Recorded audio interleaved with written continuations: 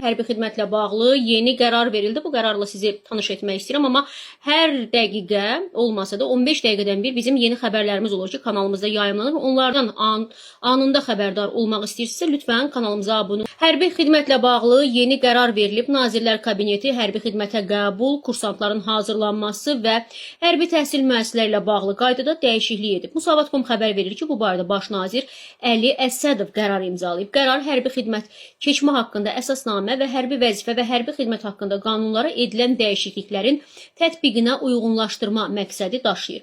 Yeni qərara əsasən bağlaşma əsasında həqiqi hərbi xidmətə qəbul qaydaları yenilənib, təhsil anlayışı genişləndirilib və artıq orta ixtisas təhsili də nəzərə alınacaq. Eyni zamanda xüsusi təyinatlı orta ixtisas təhsil müəssisələrini bitirən şəxslər də ayrıca bir kateqoriya kimi qeyd olunub.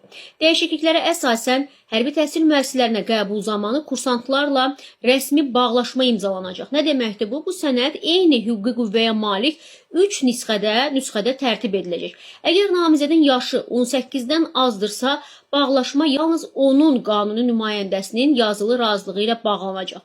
Qərarda kursantların gələcək xidmət öhdəlikləri də dəqiqləşdirilib. Belə ki, hərbi təhsil müəssisəsini bitirən şəxslər zabit kimi ən azı 10 il, gizir və ya miçman kimi isə minimum 5 il, hətta bəzi hallarda 10 il xidmət etməlidirlər. Əks halda isə onların hazırlanmasına çəkilmiş xərcləri qanunvericiliyə uyğun olaraq ödəmək öhdəliyi yaranacaq. Bax, bu yenilikdir.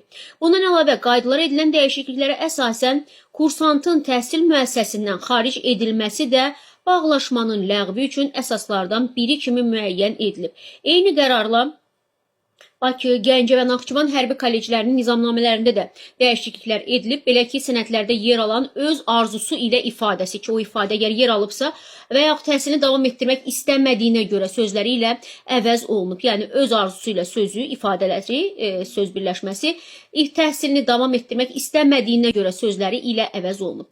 Qərar hərbi xidmət sisteminin daha dəqiq hüquqi tənzimlənməsi, kursantların hüquq və öhdəliklərinin konkretləşdirilməsi və dövlətin hərbi kadr hazırlığına çəkdiyi xərclərin qorunması məqsədi daşıyır, dəyərli izləyicilər.